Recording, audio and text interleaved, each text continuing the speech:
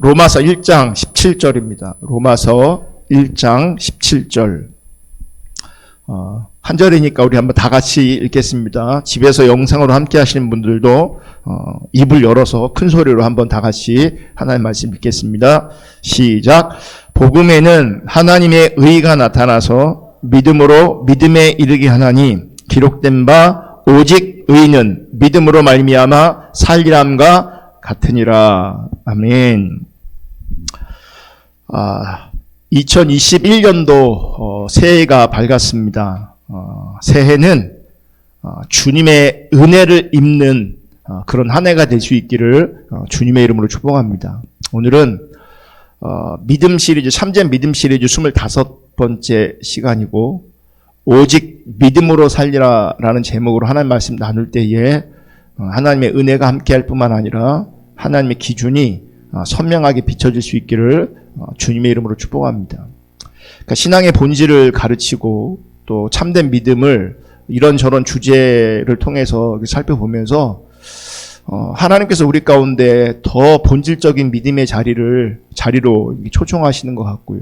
그래서 정말 많이 섞여 있는, 오염되어 있는, 왜곡되어 있는 우리 시대의 어떤 영적인, 신앙적인 자리에서 보다 깨끗하고 순결하고 정결한 하나님께서 기뻐하시고 원하시는 그 참된 믿음의 자리로 우리 모두가 나아가고 참된 믿음의 사람으로 우리가 세워질 수 있기를 주님의 이름으로 축복합니다.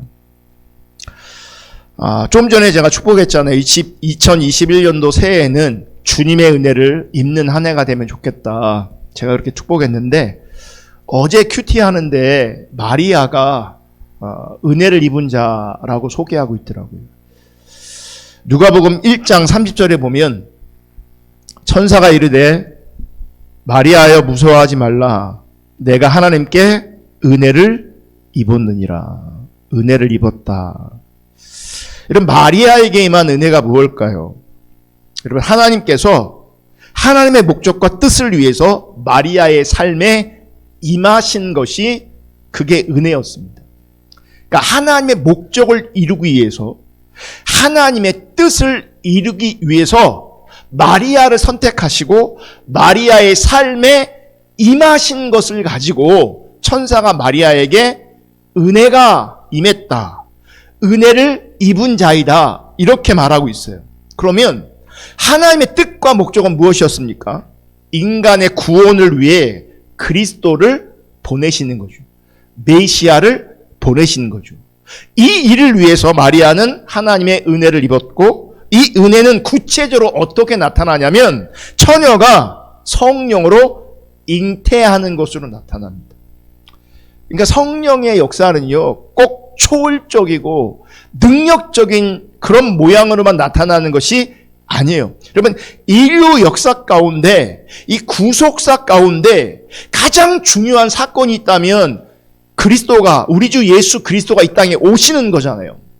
그분이 이 땅에 오실 때 아주 중요한 역할을 감당했던 여인, 그 마리아에게 어떤 일이 벌어졌냐면 성령으로 잉태하는 일이 어떤 관점에서는요, 굉장히 어려운 일이, 곤란한 일이 마리아의 삶에 나타난 겁니다. 전혀 평범할 수 없는 사건이 벌어진 거죠. 이유는 하나님의 목적과 하나님의 뜻을 이루기 위해서 성령으로 하나님께서 하나님의 일을 하신 겁니다. 여러분, 하나님께서 마리아의 삶에 개입하시는 그 은혜를 베푸시자 마리아는 이렇게 찬양합니다. 저는 이 마리아의 고백을 들으면서 그냥 읽기만 해도 저는 어제 막 그냥 은혜가 되더라고요. 그래서 좀 더 살펴보기로 하는데, 누가복음 1장 41절부터 보면 엘리사벳이 마리아의 인사말을 들었을 때에 아이가 그의 뱃속에서 뛰놀았다. 엘리사벳이 성령으로 충만해서. 이 엘리사벳도요, 나이가 많아서 잉태할 수 없었는데, 아이가 없었는데 하나님께서 그 삶에도 개입하셔서 누가 나옵니까? 침례 요한, 세례 요한이 나오는 거잖아요. 그러니까 예수님보다 먼저 이제 잉태가 된 거죠. 그러면서 엘리사벳이 뭐라 그러냐면 성령으로 충만해서 큰 소리로 외쳐 말했다. 마리아가 방문해서 지금 만났거든요. 그대는 여자들 가운데 복을 받았고 그대의 태중의 아이도 복을 받았다. 저는 이 몇 구절만 봐도요, 지금 성령 충만하다고 말하고 있는데 이 성령 충만함도 어떻게 나타나고 있어요? 초월적으로 막 능력적으로 이렇게 나타나고 있지 않아요. 어떻게 나타나고 있냐면 하나님의 행하심을 보는 것으로 나타나고 있어요. 지금 마리아 가운데 하나님께서 하나님의 목적과 하나님의 뜻을 위해서 일하고 계신 것들을 알았어요. 그래서 성령이 충만해서 뭐라고 말하냐면 당신이 복이 있다. 그 태중의 아이가 복이 있다라고 말해요. 그러니까 이 복도 뭡니까? 세상적인 관점에서 복의 개념이 전혀 아닙니다. 하나님의 뜻을 담고 있는 관점에서 복이라고 말하는 거예요. 또 볼게요. 내 주님의 어머니께서 내게 오시다니 이것이 어찌된 일입니까? 44절 보십시오. 그대의 인사말이 내 귀에 들어왔을 때에 내 태중의 아이가 기뻐서 뛰놀았습니다. 주님께서 하신 말씀이 이루어질 줄 믿는 여자는 행복합니다. 여기서 주님께서 하신 말씀이 이루어질 줄 믿는 여자는 뭐하다고요? 행복하다. 지금 이 45절의 말씀이 사실은 오늘 말씀의 핵심 주제가 됩니다. 그래서 제가 말씀을 준비하고 어제 큐티하면서 굉장히 이제 은혜가 됐어요. 어떻게 이렇게 정확하게 이렇게 연결되는 이런 신기한 일들을 말씀 준비하면 자주 경험하거든요. 그러니까 말씀이 이루어질 줄 믿는 여자는 뭐하다고요? 행복하다. 복되다라고 말합니다. 그리하여 마리아가 말하였다. 내 영혼이 주님을 찬양하며 내 마음이 내 구주 하나님을 뭐하라고요? 좋아하면. 이게 전 은혜가 되더라고요. 하나님이 함께 하셔서 하나님을 찬양하고 하나님을 좋아하는. 48절 그가 이 여종의 비천함을 보살펴 주셨기 때문입니다. 이제부터는 모든 세대가 나를 행복하다 할 것입니다. 심센 분이 나에게 큰 일을 하셨기 때문입니다. 그의 이름은 거룩하고 그의 자비하심은 그를 두려워하는 사람들에게 대대로 있을 것입니다. 그는 그 팔로 권능을 행하시고 마음이 교만한 사람들을 흩으셨으니 제왕들을 왕좌에서 끌어내리시고 비천한 사람을 높이셨습니다. 줄인 사람들을 좋은 것으로 배부르게 하시고 불한 사람들을 빈손으로 떠나보내셨습니다. 그는 자비를 기억하셔서 자기의 종 이스라엘을 도우셨습니다. 우리 조상들에게 말씀하신 대로 그 자비는 아브라함과 그 자손에게 영원토록 있을 것입니다. 이게 마리아의 찬송이거든요. 여러분, 우리는 지금 다들 정말 많은 사람들이 어려워하는 어려운 시기를 보내고 있습니다. 이 어려운 시기에 마리아에게 임했던, 마리아에게 주의 은혜가 은혜를 입었다. 주의 은혜가 임했던 것처럼 저와 여러분들에게 2021년도 이렇게 주의 은혜가 임하는, 주의 은혜를 입는 그런 은혜가 함께 할 수 있기를 예수님의 이름으로 축복합니다. 오늘 본문에 보면 복음에는 하나님의 의가 나타났다. 이렇게 말하고 있습니다. 하나님의 의. 여러분, 하나님의 의가 뭘까요? 여러분, 하나님의 의를 살펴볼 때, 복음에 나타난 그 하나님의 의를 살펴볼 때 먼저 전제할 것이 있는데, 복음에 나타난 그 하나님의 의는 세상이 생각하는 의, 세상이 생각하는 정의와는 전혀 다르다라고 하는 것을 먼저 인식하고 알아야 합니다. 그러니까 하나님이 말씀하시는 복음 안에 담겨있는 그 하나님의 의는 인간의 의, 세상의 의, 세상의 정의, 사람의 정의와 전혀 근본적으로 다르다는 겁니다. 여러분, 하나님의 의는 죄로 인해서 단절된 하나님과 인간의 관계를 하나님의 아들을 보내심으로 말미암아 회복하시는 것을 말하는 겁니다. 그게 하나님의 의입니다. 다시 말씀드릴게요. 죄로 말미암아 단절된 하나님과 우리 인간의 관계를 하나님께서 아들을 보내심으로 말미암아 회복하신 것을 가지고 하나님의 의, 복음에 담긴 하나님의 의다라고 말하는 겁니다. 즉 하나님께서 우리 주 예수 그리스도를 하나님의 의로 이 땅에 이 세상에 보내셨고, 복음은 우리 가운데 오신 우리 주 예수 그리스도에 대해서 선포하는 것, 증거하는 것이 복음인 겁니다. 그래서 복음에는 뭐가 나타났다고요? 하나님의 의가 나타났다. 하나님의 의는 뭐라고요? 우리를 회복하기 위한, 하나님의 관계를 회복하기 위해 오신 예수 그리스도, 그분을 말하는 겁니다. 그러므로 하나님의 의는 인간이 생각하는 의와는 본질적으로 다른 겁니다. 인간이 생각하는 정의와는 근본적으로 다른 겁니다. 그런데 문제는 여러분, 인간에게는요, 인간에게서 생산되어지는 그 의를 가지고 하나님께 나아가려고 합니다. 그리고 하나님께 접근하기 때문에 인간이 하나님께 나아가려고 하는 그 자기의, 인간의 의는요, 성경이 말하는 믿음과 전혀 상관이 없는 겁니다. 그리고 하나님과의 관계에도 전혀 상관이 없습니다. 그러므로 이런 복음을 참되게 믿는 자들에게 나타나는 현상 가운데 아주 중요한 현상, 또 아주 핵심적인 현상이 있는데, 그것은 무엇이냐면 인간의 의를 부인하는 겁니다.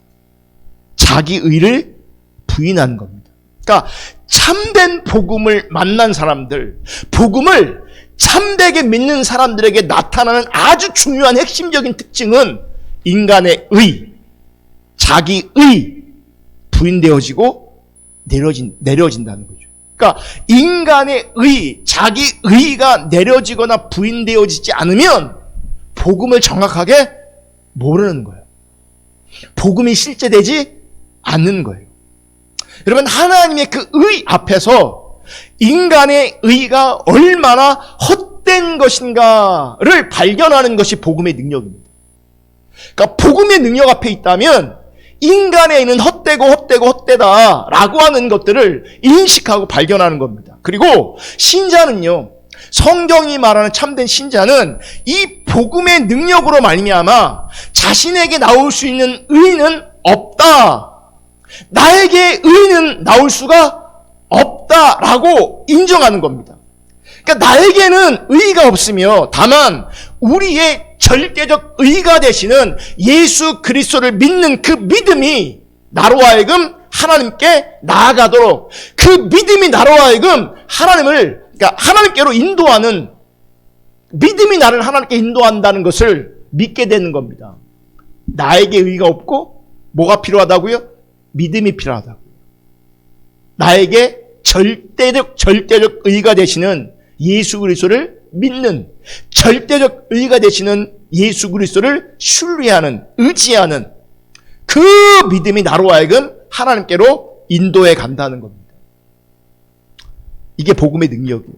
그래서 여러분, 마리아가 뭐라고 고백하는 줄 아세요? 자신의 비천함을 고백합니다. 자, 46절. 우리 보세요. 어쨌든 마리아는 여러분, 인류 역사 가운데 구속사에서 가장 중요한 하나님의 역사에 동참하는 사람이거든요. 성령으로 말미암아 잉태한 사람이잖아요. 그러면 엄청난 하나님의 뜻을 담아내고 경험한 거잖아요. 그죠? 근데 이분이 이렇게 말해요. 46절. 그리하여 마리아가 말하였다. 내 영혼이 주님을 찬양하며 내 마음이 내 구주 하나님을 좋아함은 그가 내 여종의 뭐를 살펴보셨다고요? 비천함을 보살펴 주셨기 때문이다. 나는 비천하다는 거죠. 나는 아무것도 아니라는 거죠. 그러니까 이 비천한 자의 자리에서 뭐가 없는지 아십니까? 자기 의, 인간의 의가 없는 겁니다. 여러분, 제가 설교하면서 자주 언급하는데 인간이 행한 그 행함이 하나님 앞에서 의로운 것으로 평가받은 적이 없다는 겁니다. 그러니까 우리끼리 선한 것, 우리끼리 아름다운 것, 우리가 행한 어떤 행함들, 그러니까 우리가 거룩하다고 행한 어떤 행함들, 그러니까 여러분, 인간의 행함이 어떤 형태로 나타나든지 간에 인간이 행한 그 행함이 하나님 보시기에 하나님 앞에서 의로운 것으로 평가받은 적이 없다는 얘기예요. 창세기 6장 9절에 보면 노아를 소개하면서 의인이라고 소개하는 장면이 나옵니다. 볼게요. 창세기 6장 9절. 이것이 노아의 족본이라. 노아는 의인이요 당대 완전한 자라. 그는 하나님과 동행하였으며. 노아를 소개하는데 의인이다, 당대 완전한 자다라고 평가받습니다. 그런데 그 8절, 9절 전에 8절에 이런 말씀이 있어요. 그러나 노아는 여호와께 은혜를 입었더라. 뭘 입었다고요? 은혜를 입었더라. 은혜를. 여러분, 지금 노아의 의와 완전함은 하나님의 은혜가 그에게 주어진 것으로 인한 결과이고 열매인 것이지, 노아의 독자적인 의지의 행함으로 말미암은 결과로 그 의인이라 칭함받은 게 아니라는 거예요. 핵심은 뭐예요? 의롭다, 완전하다라고 하는 것이 아니라 핵심은 은혜가 임한 거예요. 은혜를 입은 거예요. 그 은혜가 임은 결과 혹은 열매로 하나님 보시기에 이 의로움이 혹은 완전함이 나타나는 겁니다. 여러분, 성경에 등장하는 모든 사람들에게는요, 이렇게 하나님이 일하셔야 되는 겁니다. 하나님의 은혜가 임했습니다. 하나님이 하시는 일들이 임했습니다. 아멘. 신앙에서도요, 바울이란 분이 아주 극적으로 예수님 믿고 예수님의 도구로 사용되어졌는데, 여러분, 사도 바울이 스스로 개과천선해가 예수를 믿은 게 아니에요. 스스로의 의지와 노력을 가지고 예수 믿은 게 절대 아니었어요. 정말 하나님께서 바울에게 임하신 거죠. 마리아에게 은혜가 임했던 것처럼, 노아에게 은혜가 임했던 것처럼 누구에게도 지금 은혜가 임한 거예요? 바울에게 은혜가 임한 거죠. 만약 바울에게 이런 은혜가 임하지 않았다면, 하나님이 그의 삶에 개입하지 않았다면, 바울은요 계속 예수를 핍박하다가, 예수 믿는 사람들 핍박하다가 지옥 갈 사람에 지나지 않습니다. 그 문화 속에서는 의로운 자라고 열심히 있는 자라고 바리새인 중에 바리새인이요, 뭐 별 칭찬을 다 들었을지라도, 존경을 받았을지 모르겠지만, 하나님 앞에서는요, 하나님이 그에게 개입하지 않았다면, 그에게 하나님의 은혜가 입어지지 않았다면 그는 그냥 지옥 갈 사람이라. 이런 인간을 하나님이 택하시고 부르셔서 성령으로 말미암아, 은혜로 말미암아 바울 되게 하시는 거예요. 아멘. 그럼 보세요. 나에게도 그럼 뭐가 필요한지 아십니까? 은혜가 필요한 거예요. 다른 걸로는요 내가 바뀌지 않습니다. 내 의지와 내 노력으로는 내가 바뀌지 않습니다. 은혜가 필요한 겁니다. 이 모든 일에 인간이 한 것은 아무것도 없습니다. 다 누가 하신 거예요? 하나님이 하신 겁니다. 그러니까 하나님의 일만 남는 겁니다. 우리 십자가 보고 동역자의 삶을 배웠잖아요. 분명히 우리를 동역자로 삼으시지만 일은 다 누가 하세요? 하나님이 하세요. 하나님이 하세요. 그래서 인간이 뭔가 한 것 같은데, 뭔가 쓰임받긴 한 것 같은데, 내가 하나님의 일에 동참했는데, 그럼에도 불구하고 인간이 한 것은 아무것도 없어요. 하나님이 하신 일만 남아요. 아멘. 거기서 내가 힘을 좀 보탠 거야 라고 한다면, 그럼 그게 자기 의가 됩니다. 은혜가 아닌 거죠. 은혜가 아닌 거예요.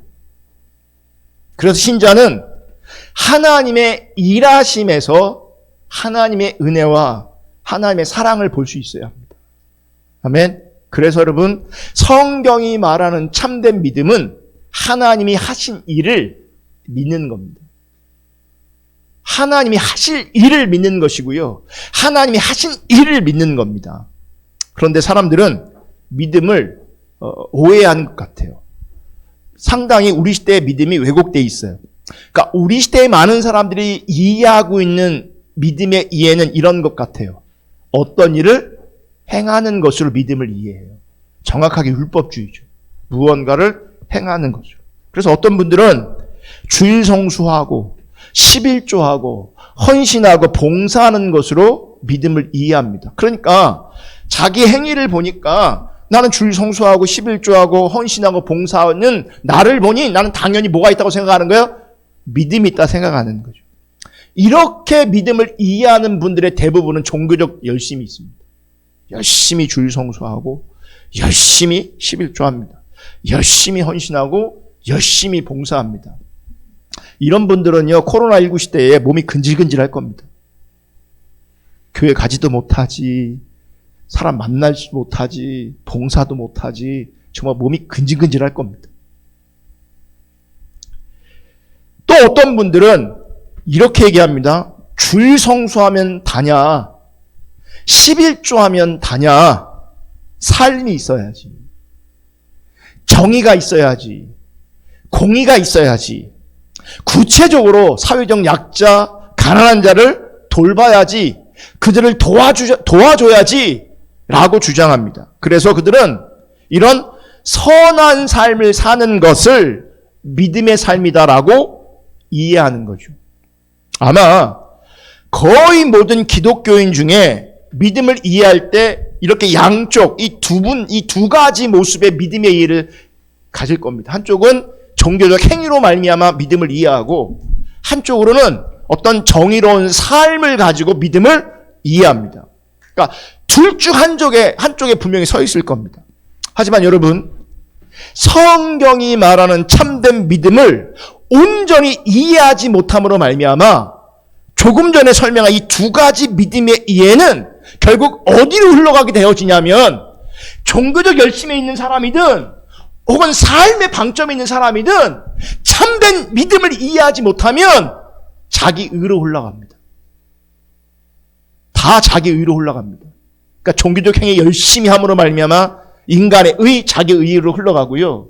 선한 삶, 아름다운 삶, 정의로운 삶, 의로운 삶, 착한 삶을 살면서 자기 의로 갑니다. 성경이 말하는 참된 믿음을 이해하지 못하면. 저는요, 그러니까 신앙의 본질을 지속적으로 가르치고 또 믿음의 본질을 이렇게 계속 지속적으로 가르치면서 정말 우리 가운데 경계해야 될 것이요, 다른 거 아닙니다. 자기 중립성, 자기 의입니다. 이게 얼마나 무서운지 모릅니다. 그리고 얼마나 강력한지 모릅니다. 여러분, 코로나 바이러스 다 무서워하잖아요.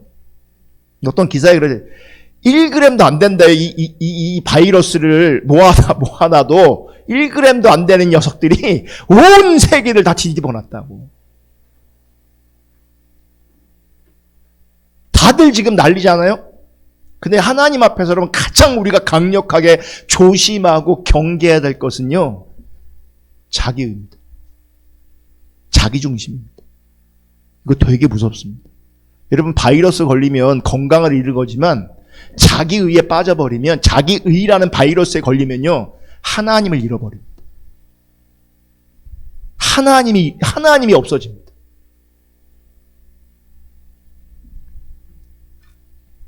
그런데 이렇게 종교적 행위든 삶의 방점이 있든 이런 인간의 의를 근거해서 사람들은요, 자기 자신은 복을 받을 만한 사람으로 여깁니다. 그러니까 종교적 열심히 있던 사람들은요, 왜 주일 성수하고 왜 11조하고 왜 봉사합니까?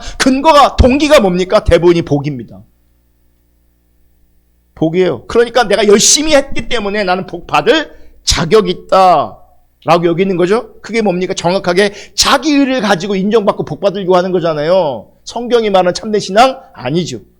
혹은 정의와 공의가 있는 의로운 사람으로 스스로를 여깁니다. 그래서 다른 사람과 비교하면서 우월감을 갖습니다. 정확하게 자기의입니다. 정확하게. 이런 사람들이요, 종교적 의든 어떤 행함의 의든 선한 의든 정의와 공의든 이런 사람들이, 그러니까 자기는 복받을 만한 사람이야, 나는 의로운 사람이야, 이렇게 인간의 자기 의로 살다가, 그렇게 신앙생활 하다가 난데없이 어려움에 빠지면, 어려운 문제가 생기면 이분들은요, 이제 혼란스러워합니다. 내가 왜 이런 고난을 받아야 되는가? 내가 왜 이런 어려움을 당해야 되는가? 왜요? 난 하나님 앞에 열심히 했는데. 또 하나는 뭐예요? 난 착하게 살았는데.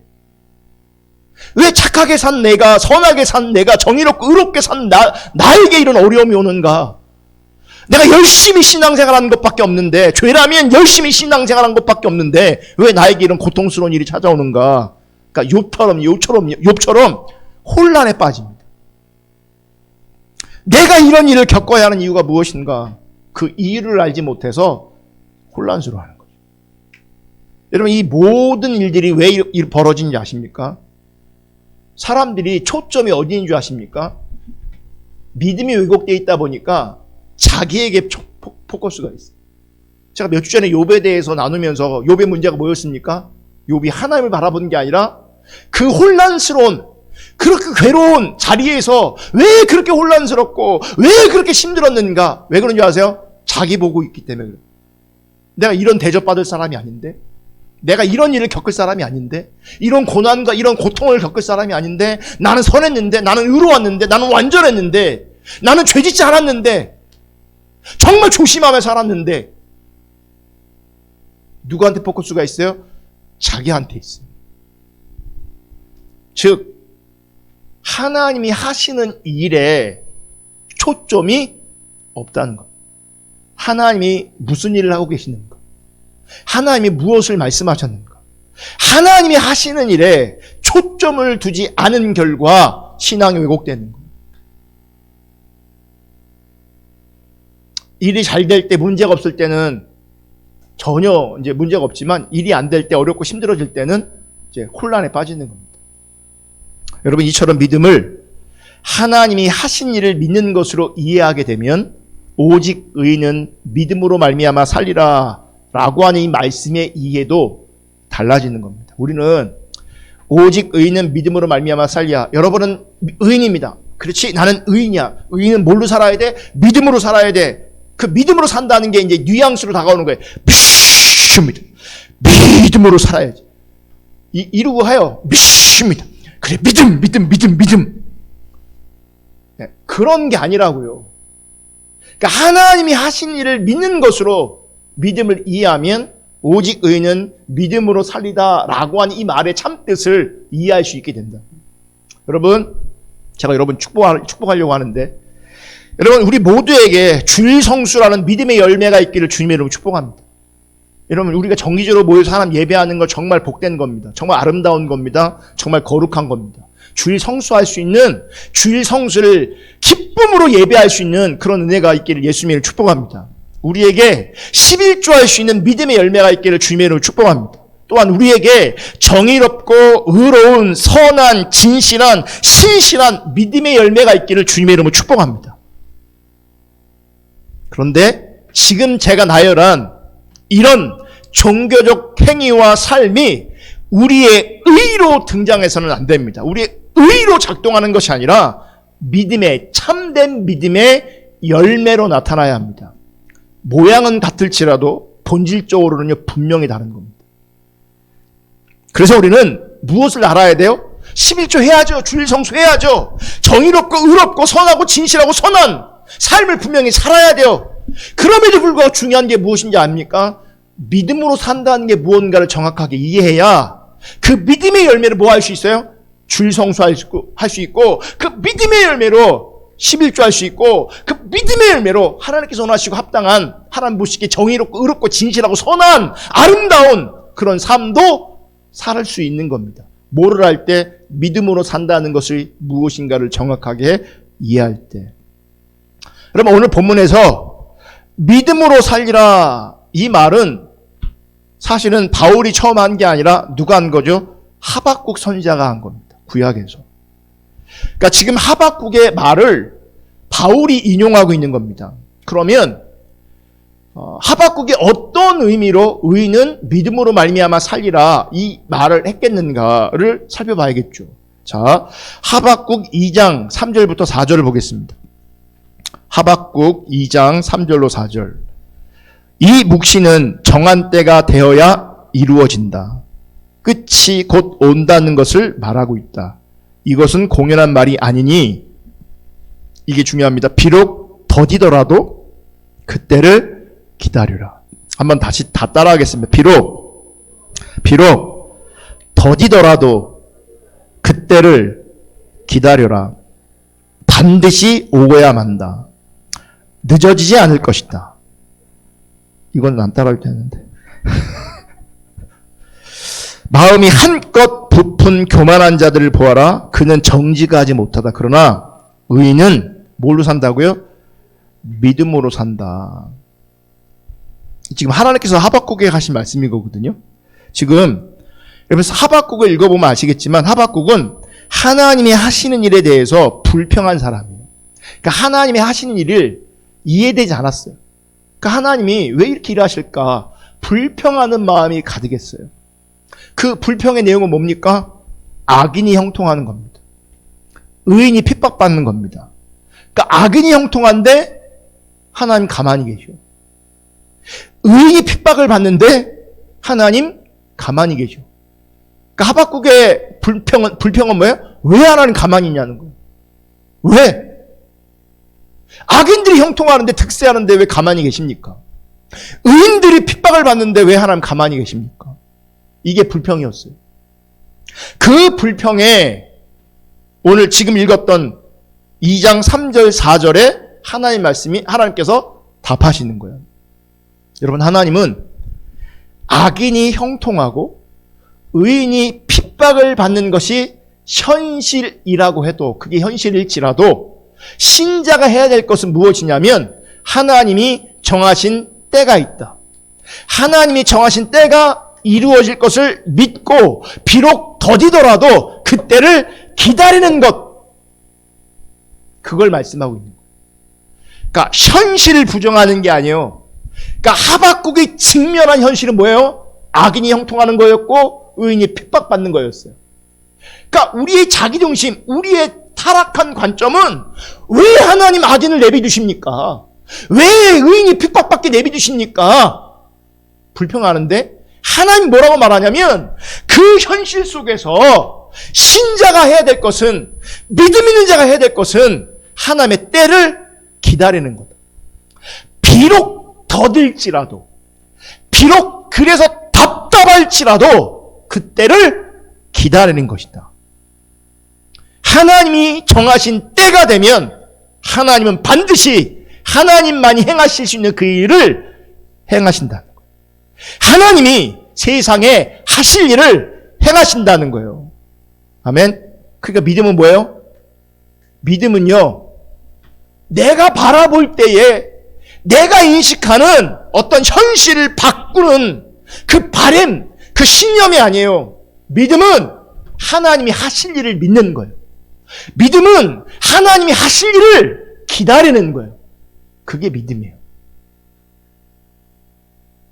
하나님의 말씀은 거짓됨이 없어. 하나님의 말씀은 거짓됨이 없기 때문에 반드시 이루어질 것을 믿고 기다리는 것이 믿음이에요. 아멘. 이것이 하나님의 말씀 안에서 사는 것이. 이게. 이처럼 하나님의 말씀 안에서 산다는 것은요, 우선적으로 종교적 행위 혹은 말씀을 실천하며 사는 삶이 아닌 거죠, 근본적으로. 그게 아니에요. 여러분, 제가 종교적 행위나 말씀의 실천이 중요하지 않다라고 말씀드리는 게 아니에요. 종교적 행위가 중요해요. 믿음의 열매로 말미암아. 말씀을 실천하는 것도 너무너무 중요해요. 그것도 믿음의 열매로 말미암아 중요한 거죠. 그런데 믿음의 열매가 아닌 참담 믿음의 열매 이해 없이 이 종교적 행위나 말씀의 실천이 신앙의 믿음의 모습은 아닐 수 있다는 거죠. 그러니까 종교적 행위나 말씀의 실천이 중요하지만 그것 자체가 말씀 안에서 믿음으로 사는 것은 아닐 수 있다는 걸 기억하셔야 돼요. 근본적으로 믿음은 하나님 말씀하신 것, 하나님이 하실 일을 뭐 하는 거예요? 믿고 기다리는 거예요. 여러분, 하나님의 말씀 안에서 이렇게 믿음으로 산다는 것은 하나님의 말씀을 현실로 받아들이는 겁니다. 그러니까 눈에 보이는 현실이 나의 현실이 아니라 뭐가 나의 현실인 거예요? 하나님의 말씀이 나의 현실인 거예요. 그럼 보세요. 이제 우리가 이제 혼돈스럽고 우리가 신앙생활에 왜곡되고 어려운 이유 중에 하나가 뭐냐면 참된 믿음은 하나님이 현실이고 참된 믿음은 하나님의 말씀이 현실인데 우리는 눈에 보이는 이 세상의 현실을 현실로 이해하고 받아들이는 거예요. 여기에 혼돈이 있는 거예요. 우리의 참된 현실은 어디에 있다고요? 말씀 안에 있다고요. 하나님에게 있다고요. 그럼 보세요. 우리 눈에 보이는 이 현실은 참된 현실이 아닌 거죠. 그러니까 우리는 눈에 보이는 현실을 따라 살 것이 아니라 하나님의 현실, 즉 믿음의 세계를 살아가야 되는 거예요. 아멘. 무슨 말이냐면 기존의 안목, 세상의 안목이 아니라 믿음으로 말미암아 새로운 안목을 가져야 된다는 거죠. 새로운 믿음의 눈으로 말미암아 새로운 안목으로 세상을 바라보는 거예요. 그럴 때에 악인의 형통이 복이 아니고 영원한 것도 아니며 의인이 고난당함과 핍박당함이 저주가 아님을 알게 되어지는 거죠. 아멘. 그러니까 악인이 잘 사는 게 복이 아니라고요. 하나님의 현실로 보면 하나님 없는 사람들이 잘 사는 것, 형통하는 것, 그게 절대 복이 아니라고요. 하나님의 현실로 보면. 아멘. 의인이 고통당하고 고난당하는 것도 하나님의 현실로 보면 그게 저주가 아니라고요. 그래서 악인의 형통을 부러워하지 않는 것이고, 악인의 형통을 부러워하지 않는 것이 곧 믿음의 삶을 혹은 믿음의 세계에 살아가는 믿음의 삶의 열매로 세상을 부러워하지 않고 악인의 형통을 부러워하지 않는 겁니다.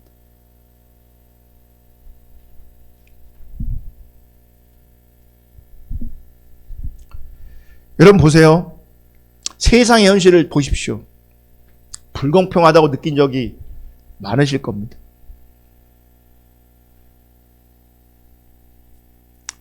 여러분 사람들이 생각하는 공평이 뭡니까? 악은 벌받아야 되는데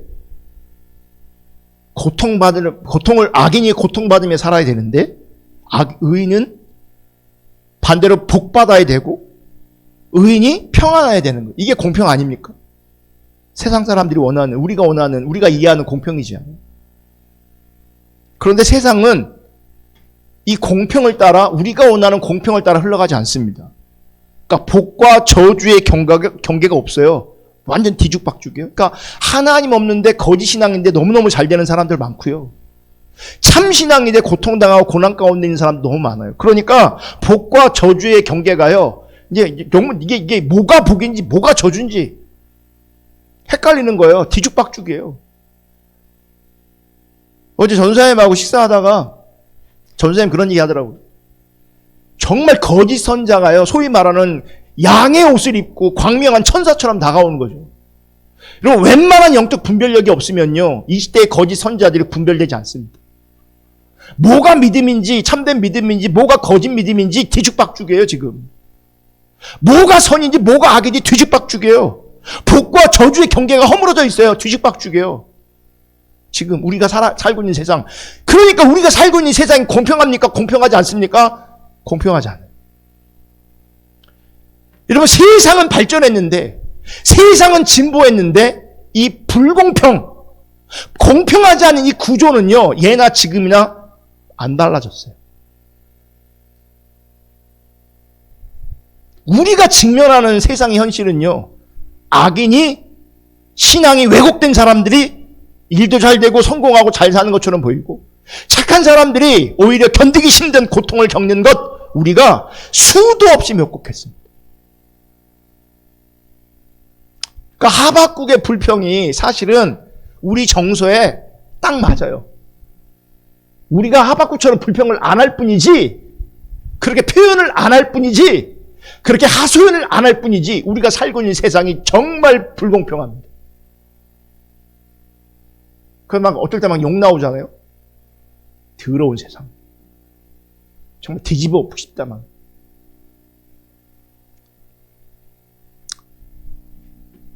그런데 여러분, 바울은 세상을 이렇게 봤습니다.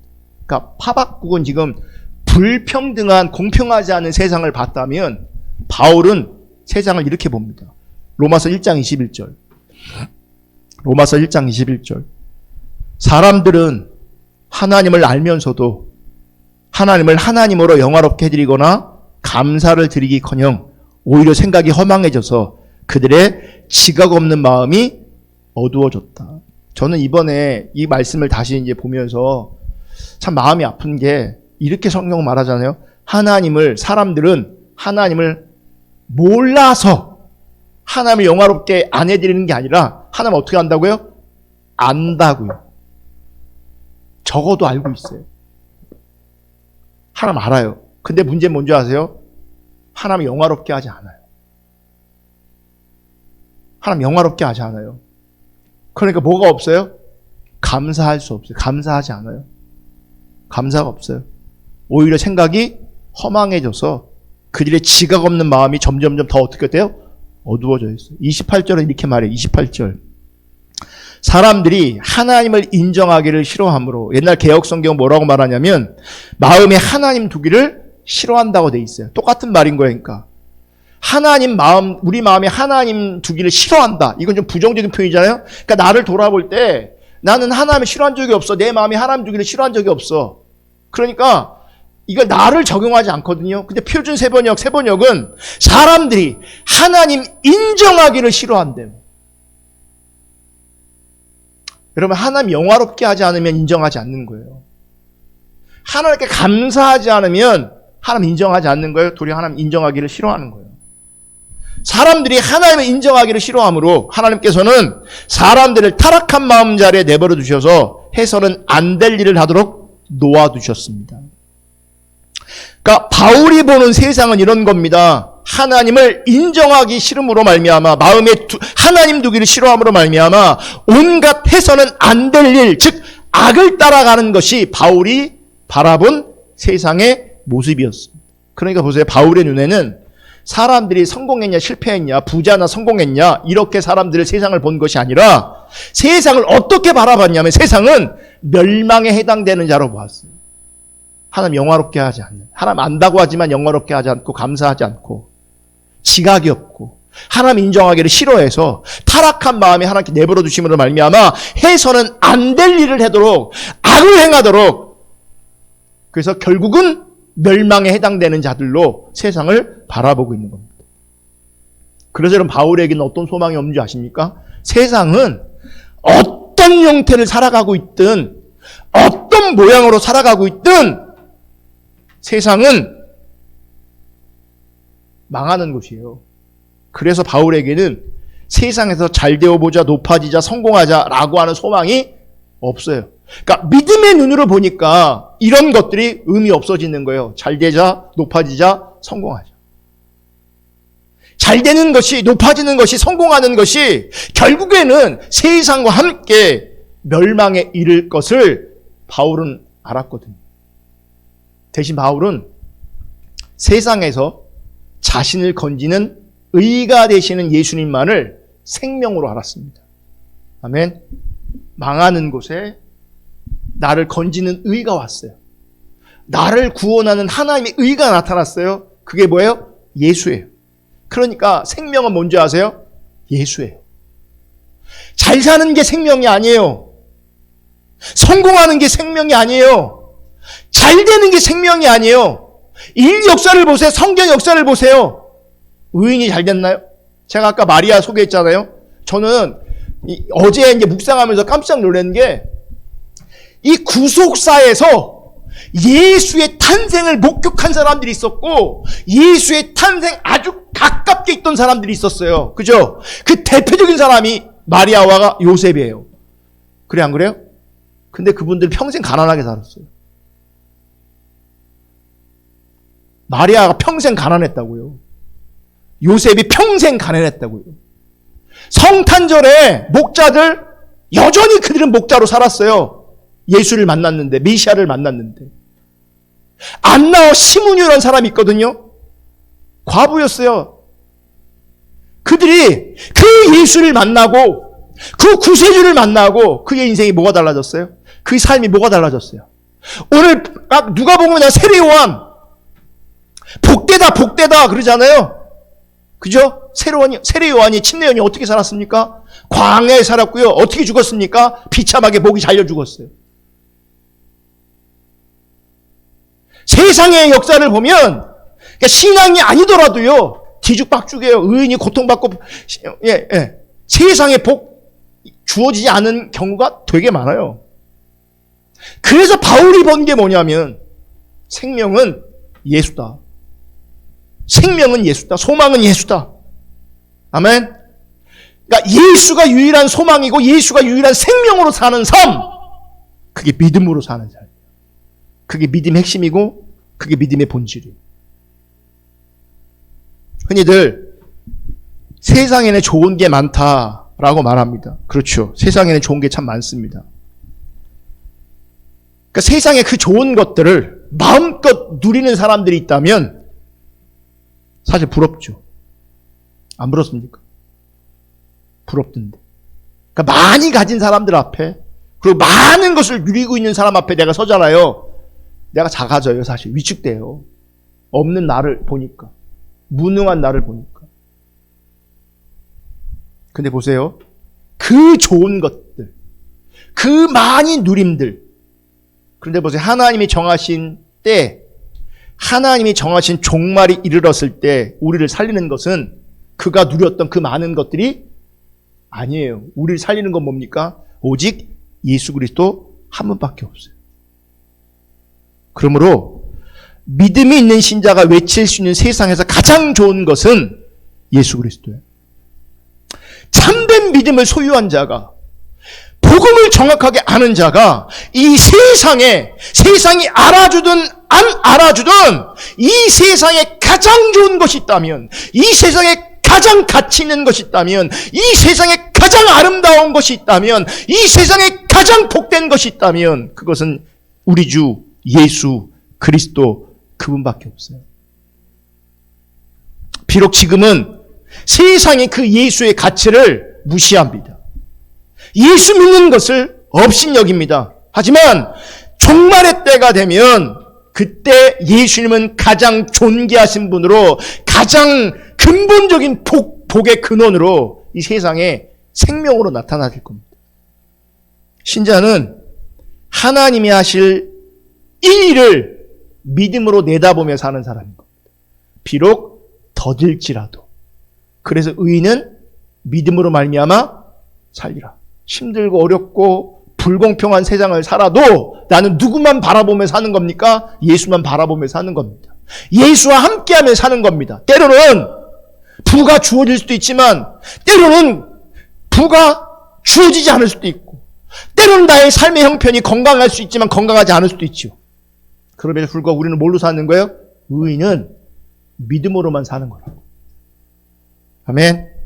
그러므로 믿음은, 참된 믿음은 신자가 자신의 실천적 행위와 또는 영적인 현상에 안주하는 차원과는 전혀 다른 겁니다. 참된 믿음은. 많은 경우요, 우리는 믿음을 이해할 때 종교적 행위나 실천적 삶 혹은 영적인 현상을 믿음으로 이해했는데 참된 믿음은 실천, 종교적 행위, 영적 현상 차원과는 다른 거예요.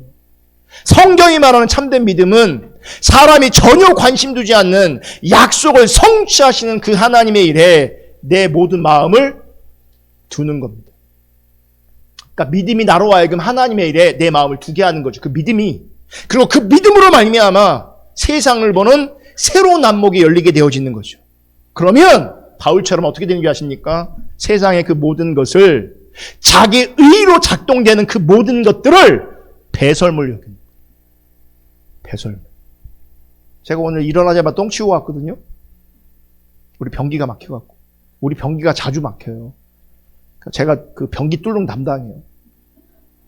그러니까 가끔씩 꼭 토요일날 누가 막혀놓고 자요. 토요일날, 평일날도 아니고. 그러면 주일날 아침에 이제 뚫고 와요.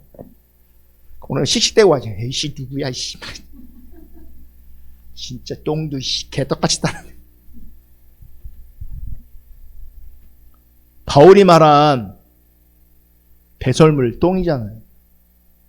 우리에게 자기 의로 작동할 만한 그 모든 것들, 자부심 삼을 수 있는 그 모든 것들, 자랑할 만한 그 모든 것들, 신뢰할 만한 그 모든 것들, 바울은 뭘로 여겼다고요? 똥으로 여겼다고요. 왜요? 안목이 바뀐 거죠. 세상엔 소망이 없어요. 세상엔 의미가 없어요. 그리고 세상이 알지 못하는 하늘의 참된 복, 생명이 되신 예수 그리스도를 자신의 전부로 여기게 되는 거죠. 아멘. 예수를 전부 삼는 그 기쁨을 누리는 자, 그 사람이 복된 자예요.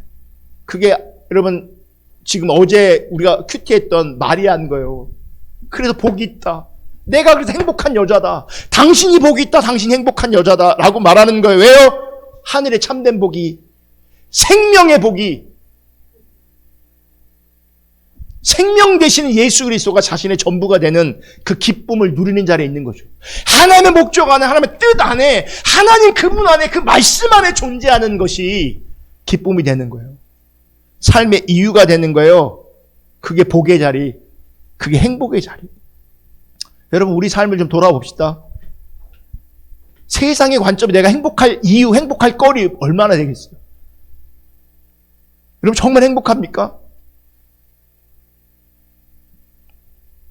세상의 어떤 것으로는 내가 행복하다 말할 수 없을지 모르겠지만, 생명 되신 예수 그리스도 그분으로 말미암아 나는 복받은 자다.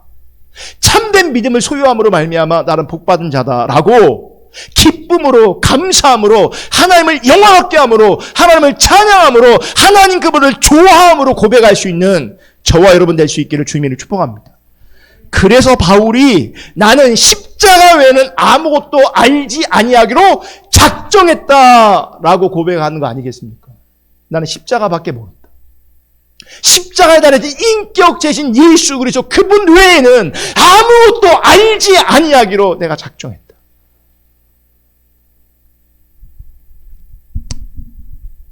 여러분, 믿음으로 사는 신자에게 믿음이 곧 복이고요. 이 말은 신자에게는 예수 그리스도, 우리 주 예수 그리스도만이 우리에게 유일한 복이라는 것. 그분이 복이에요. 할렐루야. 그런데 이런 신앙의 이해는요, 믿음으로 말미암아 복을 받고자 하는 사람들에게는 진짜 신앙은 이해될 수 없는 겁니다. 이해되지 않습니다. 그러니까 제가 오늘날 영적으로 어둡다라고 말하는 이유 중 하나가 뭐냐면, 성경이 말하는 믿음이 아니라 우리가 원하는 믿음이 우리 가운데 덕지덕지 붙어 있어요. 그리고 참된 것처럼 보이는 것들까지도 막 섞여 있어요. 섞여 있어요. 여러분, 믿음이 복이고요. 이 말은 예수만 복이에요. 예수만 복이에요. 예수밖에 없어요.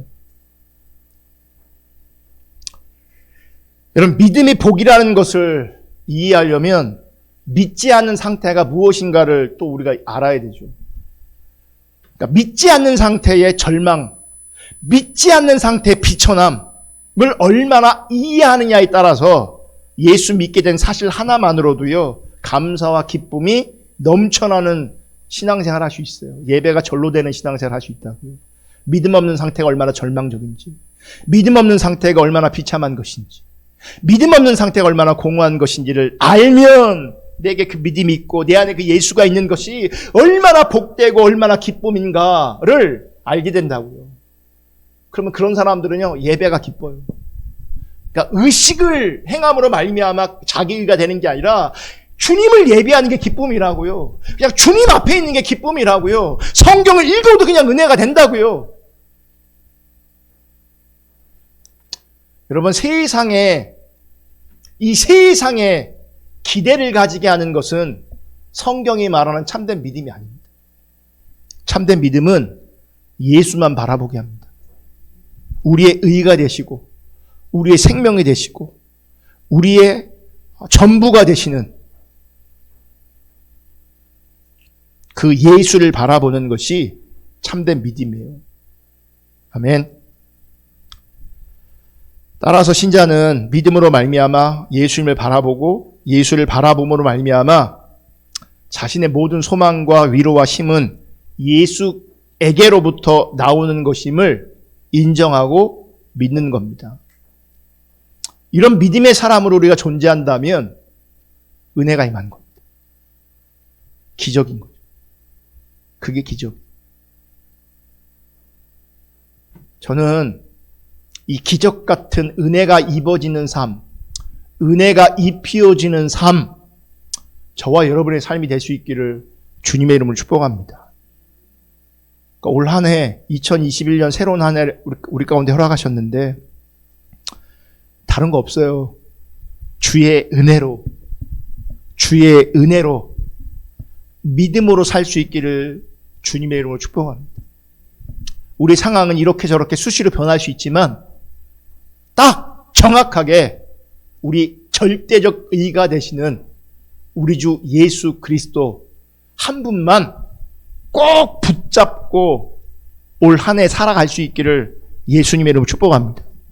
쉽지 않은 인생길, 고단한 인생길, 녹록하지 않은 삶의 무게, 특별히 코로나 때문에 힘든 시기인데 여러분 믿음으로 승리할 수 있기를 예수님의 이름으로 축복합니다. 아멘. 우리 찬양 하나 하고